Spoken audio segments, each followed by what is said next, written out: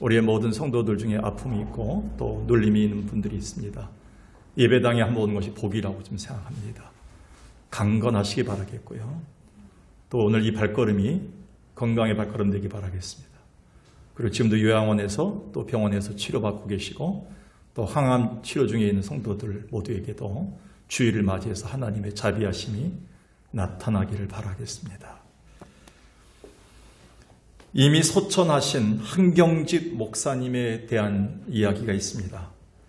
목사님은 영락교회를 은퇴하신 후에 성남시 외곽의 남한산성 쪽에서 거주하셨는데 한 번은 그 당시 안산제일교회 담임 목사이신 고훈 목사님과 여러 목회자들이 그곳에 한경진 목사님을 찾아뵈러 방문했습니다.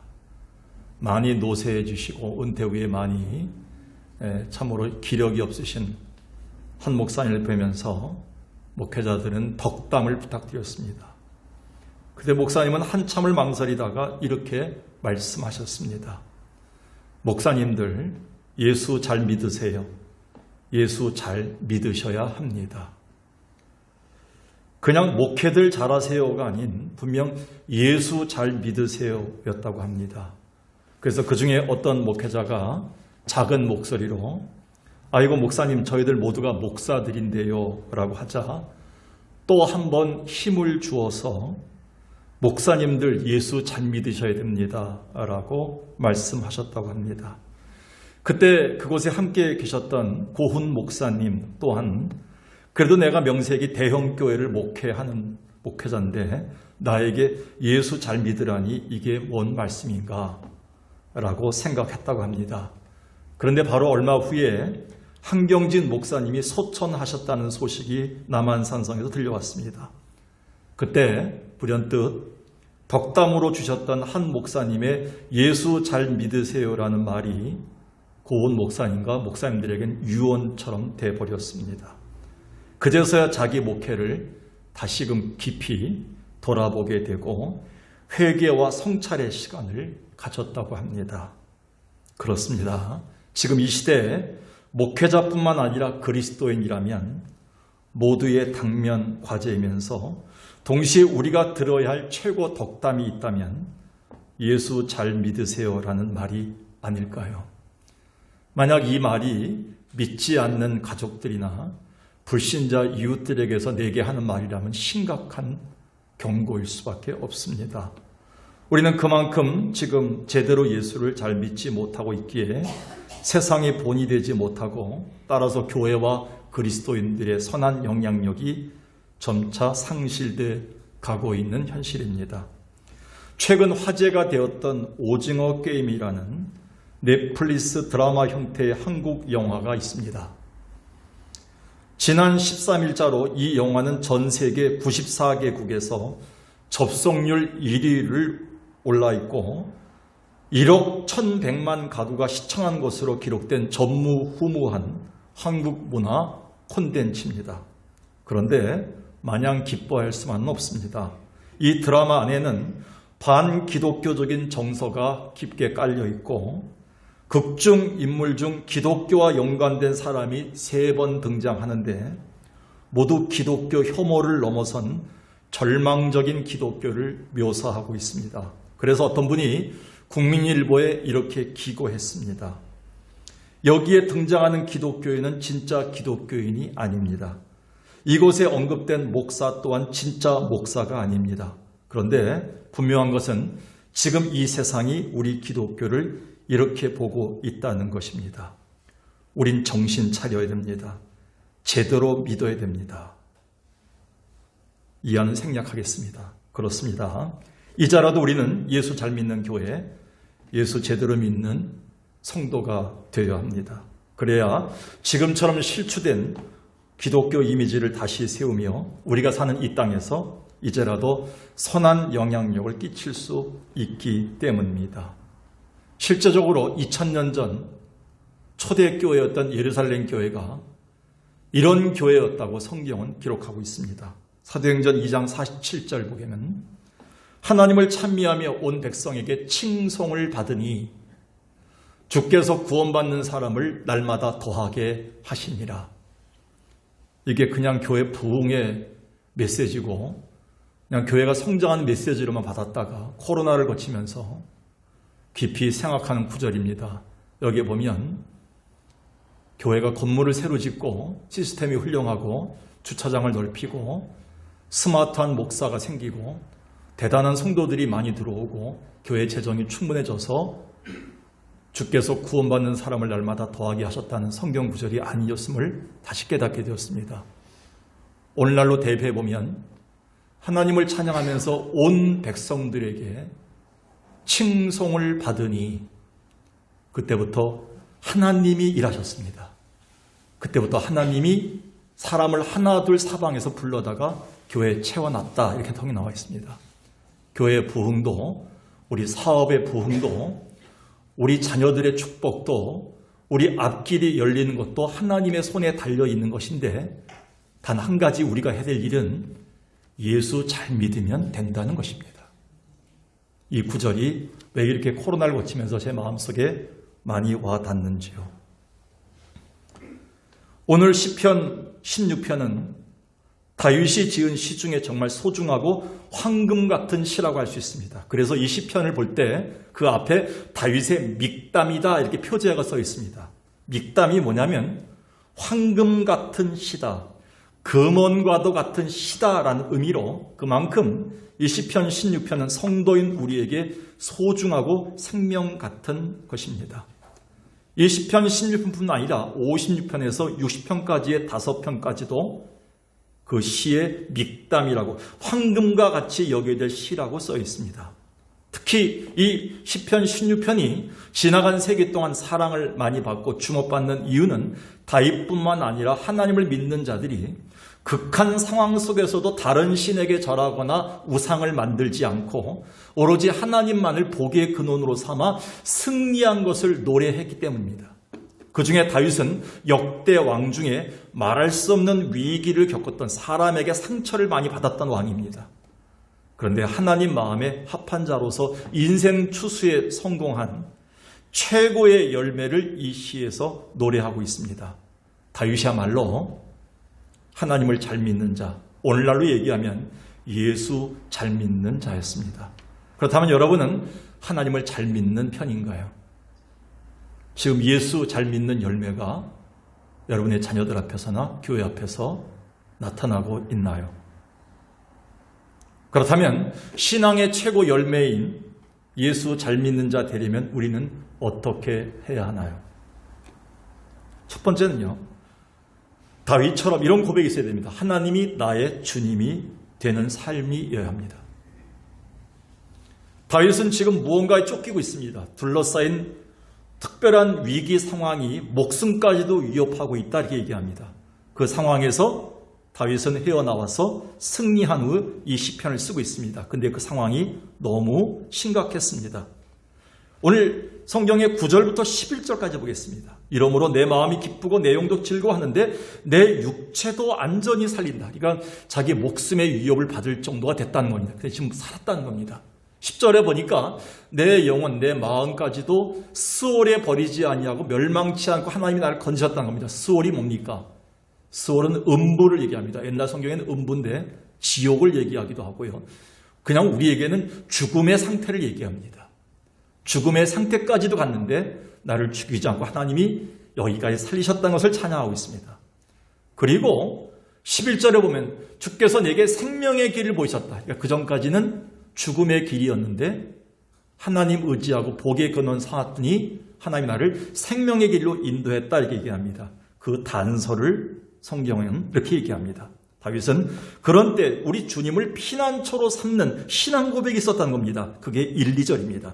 1, 2절 보겠습니다. 하나님이여 나를 지켜주소서 내가 죽게 피하나이다. 그 어려운 위기 상황 속에서 다윗은 누구도 만나지 않고 어떤 곳에도 가지 않고 오직 위에 계신 하나님께만 피했습니다. 하나님을 피난처 삼아서 이렇게 고백합니다. 2절에 내가 여호와께 아뢰되 주는 나의 주님이십니다. 이 고백했더니 주님이 자기를 건지셨다는 겁니다. 이 고백은 되게 중요합니다. 여기서 나의 주님이라는 호칭은 히브리어로 아도나이입니다. 아도나이. 이 아도나이는 유대인들은 하나님을 이렇게 친히 부를 수가 없어요. 여호와 하나님, 야훼 이렇게 불러야 되는데 여호와 야훼란 말을 잘못했다가는 진노를 당하고 하나님한테 멸시를 당할 수 있다는 그 생각 때문에 그들은 이렇게 부를 수 없고, 그들이 부른 최상의 호칭이 바로 뭐냐면 아도나이입니다. 원래 다스리는 자, 변호하는 자란 뜻이 있지만 대개 그리스도인들 모두는 이 아도나이를 뭐냐면 나를 다스리는 내 인생의 주인이시다라는 말로 표현해 줘야 됩니다.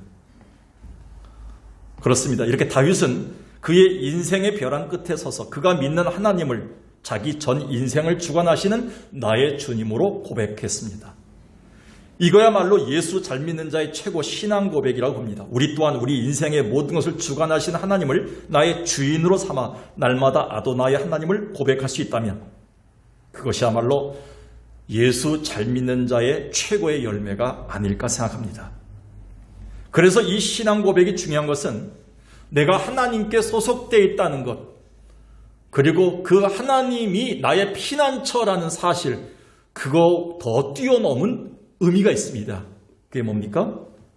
어느 유명한 목사님이나 어느 다른 분의 하나님이 아닌, 어떤 유명한 간증하는 분의 어떤 그 하나님이 아닌 다윗처럼 내가 직접 인격적으로 만나고 체험한 하나님을 나의 주님이 되신다는 것을 고백한 겁니다. 그래서 시편 23편에서 다윗은 이렇게 고백합니다. 여호와는 나의 목자시니. 목사님의 목자가 아닙니다. 유명한 부흥사의 목자가 아닙니다. 유명한 스타의 목자가 아니라 바로 나의 주님이 되기 때문에 나는 부족함이 없습니다. 그분은 나를 푸른 초장에 인도하시고 쉴만한 물가로 인도하신도다. 내 영혼을 소생시키신다. 다윗은 자랑스럽게 내가 하나님께 속해 있으므로 그 하나님이 나의 주도 되시니 그분이 나를 끝까지 내 인생의 길을 인도하심을 고백한 겁니다. 하나님은 이걸 보시고 예수 잘 믿는, 하나님 잘 믿는 다윗을 기뻐하고 마음의 합한 자로 사용하신 것이죠. 아브라함의 하나님, 이삭의 하나님, 야곱의 하나님, 다윗의 하나님이 나의 하나님이 되어주시는 것, 그 고백하는 것, 그것이 우리 신앙의 최고 열매이자 신앙 고백입니다. 근데 안타깝게도 다수의 그리스도인들이 신앙생활은 오래도록 지속하여도 여전히 하나님을 나의 주님으로 고백하며 살지 못하고 있다는 겁니다. 그러다 보니 하나님의 인도하심에 기막힌 손길과 하나님의 놀라운 기도 응답은 나하고는 상관없는 언제나 다른 사람들의 간증이며 의뢰이며 성가대들만의 찬송일 수 있습니다. 정확히 보면 그것은 그들이 아직 하나님이 그 인생의 주인이 아니면 여전히 그들이 주인의 자리에 자기가 앉아있기 때문입니다. 또한 그 소속이 분명하게 주 안에서 발견되지 않기 때문입니다. 이 고백을 기억하십시오. 바로 다음에 시편 18편에서 다윗은 이렇게 고백합니다. 나의 힘이신 여호와여, 내가 주를 사랑하나이다. 여호와는 나의 반석이시다. 나의 요새시다. 나를 건지시는 자다. 나의 하나님이다. 나의 바위다. 나의 방패다. 나의 구원의 뿌리다. 나의 산성이시다. 아마 다윗의 고백 속에 이 한 절 속에 이렇게 나의 분명한 확신을 가진 신앙 고백이 많은 시편은 이것밖에 없을 겁니다. 다윗은 자기 인생의 모든 것 되시는 그 하나님이 바로 아브라함의 하나님만이 아닌 나의 하나님임을 고백하고 있습니다. 그래서 다윗은 하나님이 우리에게 가져올 바로 하나님의 그 은혜 속에서 우리에게 그 하나님을 나의 입술로 창조주 하나님을 고백하는 그 삶이 중요한 것임을 우리에게 가르칩니다. 이 가을에는 하나님께 드릴 최고의 열매가 무엇이겠습니까? 창조주 하나님이, 구원자이신 하나님이 나의 주님이 되신 겁니다. 그래서 나의 입술로 직접 하나님을 나의 주님으로 고백하면서 찬양하는 것입니다.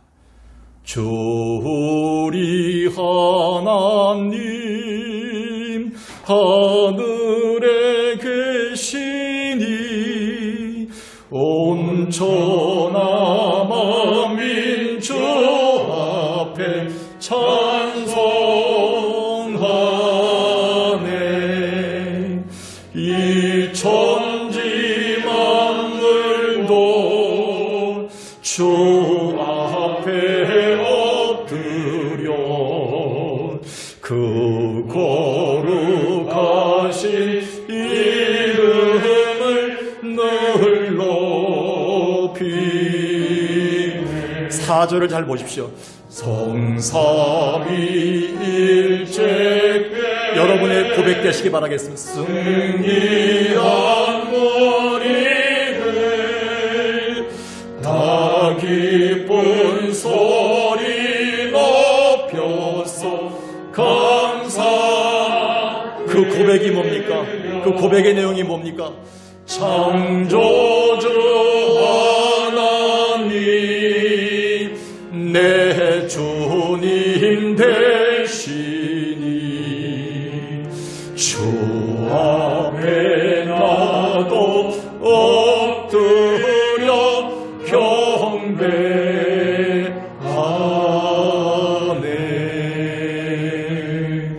아멘.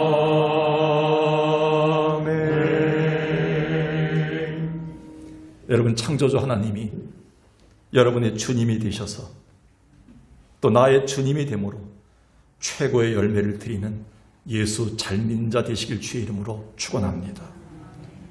두 번째는요, 하나님이 나의 복의 근원이 되는 삶이어야 합니다. 다윗은 더 나아가 진정한 인간의 복은 창조주 하나님께만 있음을 노래합니다. 그래서 다윗은 하나님이 그 복의 주체이고 근원 되심을 이렇게 고백합니다. 최고의 열매를 고백하지요. 그게 2절입니다. 내가 여호와께 아뢰되 주는 나의 주님이시오니 주밖에는 나의 복이 없다 하였나이다. 자녀들이 부모에게 고백할 때 가장 감동적인 고백이 뭡니까? 내가 아빠의 딸이 되어서 감사하고 내가 엄마의 아들이 되어서 감사하단 말, 그 말을 들을 때 가장 가슴 뭉클하고 오랫동안 간직하고 싶은 말들입니다. 그리고 아빠 없으면, 엄마 없으면 우리가 어떻게 살았을까? 라는 말들입니다. 우리의 영적인 아버지 하나님, 그 하나님 앞에 우리의 최상의 신앙 고백, 예수 잘 믿는 자의 고백은 주님 밖에는 우리 가정에 복이 없나이다. 주님이 우리 복의 근원이 되어주세요. 내가 죽더라도, 내가 천국 가더라도 우리 자녀들을 끝까지 하나님이 복의 근원이 되셔서 저들이 간구할 때마다 저들에게 복을 내려주세요. 그게 최고가 아니겠습니까? 근데 우리가 여기서 오해해서는 안 됩니다. 다윗이 말하는 복이 그저 우리 눈에만 보이는 물질적인 것이나 무탈한 삶 자체가 아니라는 겁니다. 그것은 하나님 자체가 복이며, 그래서 하나님 그분이, 복의 근원이신 그분이 인도해 주시는 삶 전체가 복이라는 겁니다. 그래서 5절을 현대어 성경으로 한번 보겠습니다. 5절은 이렇게 써 있습니다. 현대어 성경에, 여호와여 주님은 오직 나의 모든 것입니다. 나의 필요한 것 모두 내게 주실 분이십니다. 나의 앞길도 주님의 손에 달려 있습니다. 다윗은 이렇게 고백했던 겁니다. 복의 근원이란 것은 그분이 주실 취직, 결혼, 큰 집, 우리에게 좋은 환경, 그리고 우리 부흥, 성공, 사업 잘 되는 것, 그게 아니라 복의 근원이신 하나님 자체를 복이다, 이렇게 얘기한 겁니다. 그러니까 우리 그 하나님을 모시고 있으면 여러분이 요구하는 모든 것들이 때마다 적절하게 지금과 미래에 있어서 하나님의 때, 하나님의 손길을 통해서 공급해 주신 하나님이 우리 가운데 복이라는 겁니다. 근데 우리는 그분이 주실 복주머니만 관심이 있어요. 오늘도 이 주일날 주님이 어떤 복주머니에 뭘 담아오실까? 나는 이것만 해결하면 이제 새벽기도 안 나가고, 난 이것만 해결되면 이 교회 안 나가도 되고, 우리 교회가 절간이 돼서는 안 됩니다. 교회가 무당 종교가 돼서는 안 됩니다.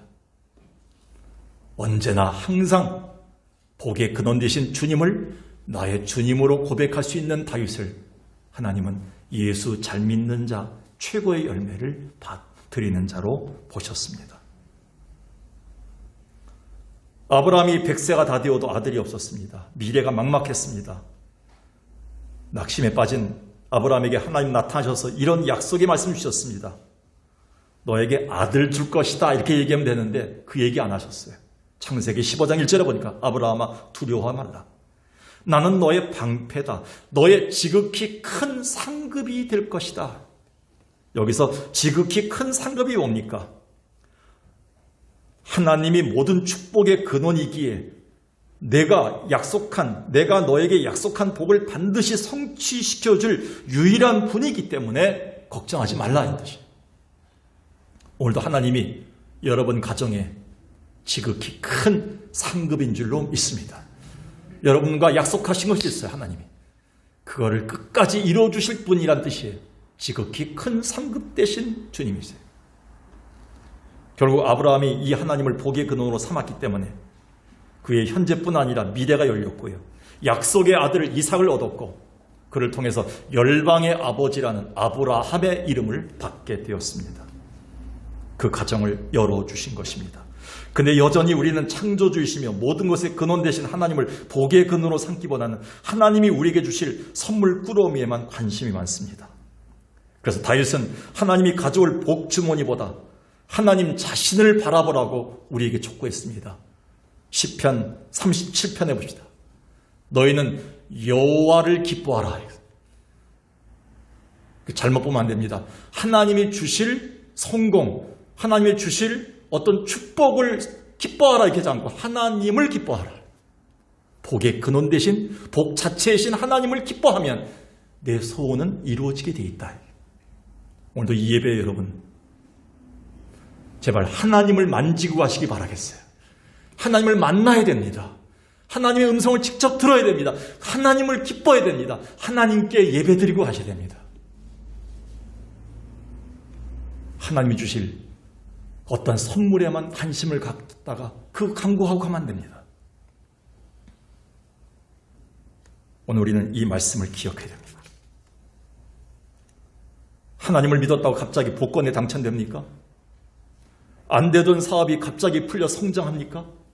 오히려 하나님을 믿음에도 불구하고 여전히 우리는 질병과 싸우고 아픔이 찾아오고 시련이 옵니다. 그럼에도 우리가 복의 근원 되신 하나님을 앙망하면 열린다는 거예요. 왜 그런가요? 각양 좋은 것들, 내게 주실 가장 좋은 것들은 아직 오지 않았는데 그 좋은 것들은 하늘의 아버지만 줄 수 있는 것이다. 그분만의 복의 근원이다. 이렇게 야고보는 얘기했어요. 야고보 1장 17절을 보겠습니다. 온갖 좋은 은사와 온전한 선물이 다 어디로부터? 위로부터 빛들의 아버지께로부터 내려오나니 그는 변함도 없으시고 회전하는 그림자도 없으시다. 무슨 뜻입니까? 하나님이 한번 약속하신 것은 위에서 주시겠다 약속하신 것은 신실하고 변함이 없이 반드시 이루신다는 겁니다. 사람들의 약속은 그렇습니까? 어제의 말 다르고 오늘 다릅니다. 저변석기합니다. 우리의 삶은요 약합니다. 근데 우리 하나님은 회전하는 그림자도 없으신 한 번 말씀하신 끝까지 하신 분입니다. 그 약속을 붙잡으시기 바라겠어요. 그분은 복의 근원 되시기 때문에 그렇습니다. 남북전쟁이 7년 동안 계속되고 있을 때 위기였습니다. 아브라함 링컨은 1862년 4월 30일을 국가위기 극복을 위한 금식 기도일로 선포했습니다.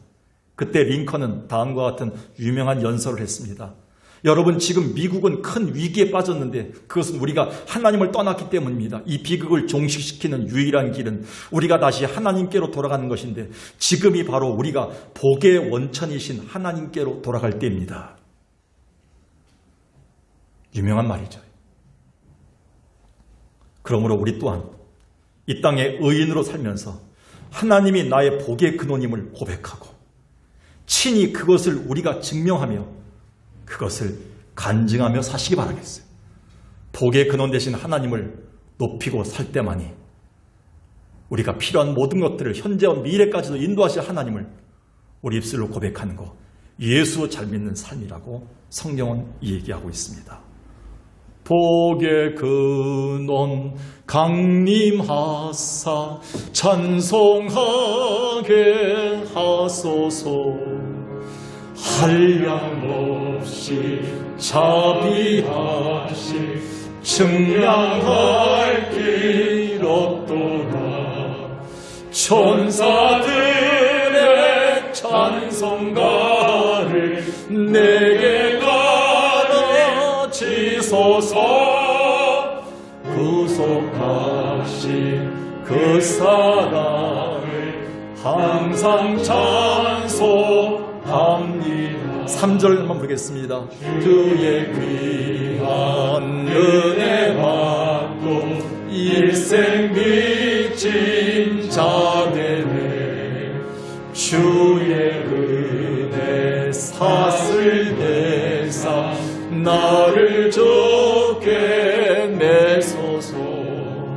우리 마음은 연약하여 범죄하기 쉬우니 하나님이 받으시고 천국 이를 지소서.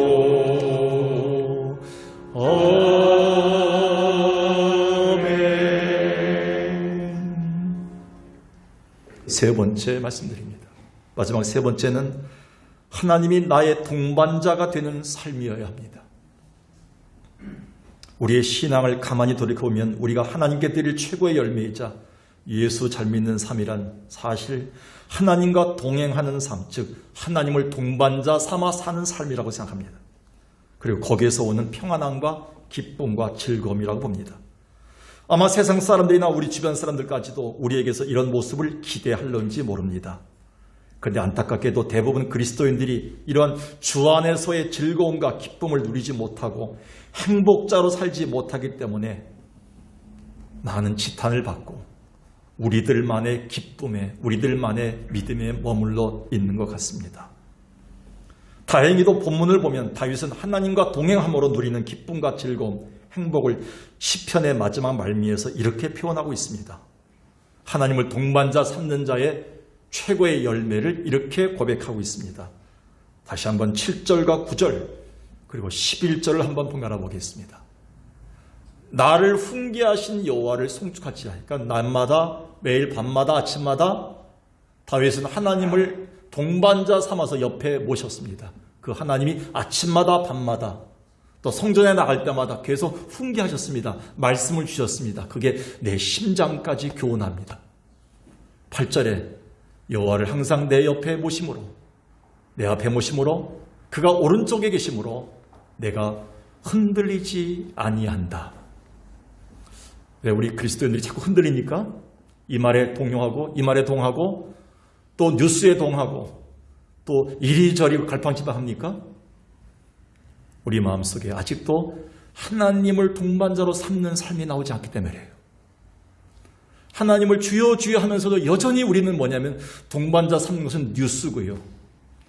사람들의 말이 더 소중하고 거기에 더 무게를 두고 사는 거예요. 그런데 이렇게 얘기합니다. 이러므로 나의 마음이 기쁘고 나의 영도 즐거워하며 내 육체도 안전히 산다. 그는 마음뿐 아니라 자기의 육신 자체도 평안한 삶을 누릴 수 있는 것은 하나님이 나와 동행하시는 동반자의 삶이기 때문에 그렇다. 11절에 보니까 주의 앞에는 충만한 기쁨이 있고 주의 오른쪽에는 영원한 즐거움이 있나이다. 제가 이 말씀을 생각하면서요. 아마 우리 성도들이 저한테서 그걸 바라는 것 같습니다. 목사님이 설교하는 것만큼 즐거워하고 목사님이 그렇게 외치는 것만큼 기쁨을 갖고 사는 모습을 행복자로 사는 모습을 보고 싶어하는 것 같습니다. 혹시 여러분도 한번 적용해 볼까요? 예배에 다녀온 부모의 얼굴을 보고 예배에 다녀온 부모님의 말 한마디를 보고 사는 모습을 보면서 자녀들이 우리에게 그렇게 바라고 있지는 않은가요? 믿지 않는 남편이 그렇게 우리에게 바라고 있지는 않은지요? 예배 갔다 오고 하나님을 만났던 우리, 하나님을 모시고 사는 우리가 즐거움과 기쁨과 행복한 모습이 드러나고 평안한 삶이 드러나는 모습을 바라고 있지는 않을까요? 이게 하나님이 바라시는 최고의 열매, 예수 잘 믿는 자의 모습이라고 말씀하고 있습니다. 근데 다윗은 여기서요, 좀 더 포괄적으로 우리에게 하나님 안에 있는 하나님을 동반자 삼는 삶의 모습을 좀 더 넓게 이렇게 얘기합니다. 3절 보겠습니다. 3절과 6절을 고민해 봐야 됩니다. 땅에 있는 성도는 존귀한 자들이다. 내 모든 즐거움이 저들에게 있도다. 이 구절은 궁극적으로 얘기하면 하나님의 백성들을 하나님이 보호하시면서 선한 길로 인도하시면서 그 백성들을 볼 때 하나님의 길로 가는 모습을 볼 때 그 즐거움을 표현한 거예요. 하나님이 다윗을 통해서. 그런데 면밀하게 보면 이것은 당시 다윗의 통치에 있었던 이스라엘 백성들, 즉 위기 중에도 하나님을 동반자 삼아 하나님과 동행하는 자들을 바라봤던 다윗이 왕으로서 그 즐거움을 노래한 거예요. 이중적인 면이 있죠. 중의적입니다. 하나는 하나님이 그 백성들을 볼 때 나의 모든 백성들은 존귀한 자다. 내 모든 즐거움이 저기에 있다. 이렇게 하고도 다윗은 또 뭐냐면 백성들을 보면서 그들의 신앙생활을 보면서 하나님 앞에 즐거움을 갖고 있는 거예요. 근데 여기서 중요한 단어는 존귀한 자들입니다. 왜 다윗이 이 단어를 썼을까요? 다윗은 사람들에게 숱한 상처를 받은 사람이에요. 가장 가까이 있는 사람한테 배신당한 사람이에요. 아들한테 배신당해서 죽을 뻔했고요. 10년 동안 신복들에게 쫓겨다니면서요. 사울왕한테 쫓겨다니면서 인생을 거의 다 썼습니다. 사람이라면 치를 떱니다. 사람 만나고 싶지 않습니다. 사람 냄새 맡고 싶지 않아요. 다윗처럼 사람에 대한 상처와 그 아픔을 가진 사람이 없어요. 근데 다윗은 어느 날 하나님을 동반자 삼아 사는 그 삶을 경험한 그때부터 땅에 있는 성도들은 존귀한 자들이구나. 이 시각이 열린 거예요.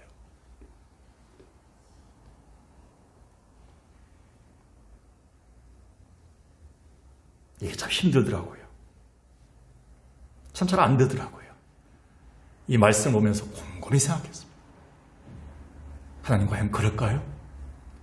이 마지막 단계, 이 최고의 열매를 하나님이 바라신다는 것을 이 가을에 강하게 느끼면서 이 말씀을 준비했습니다. 그래서 6절을 보겠습니다.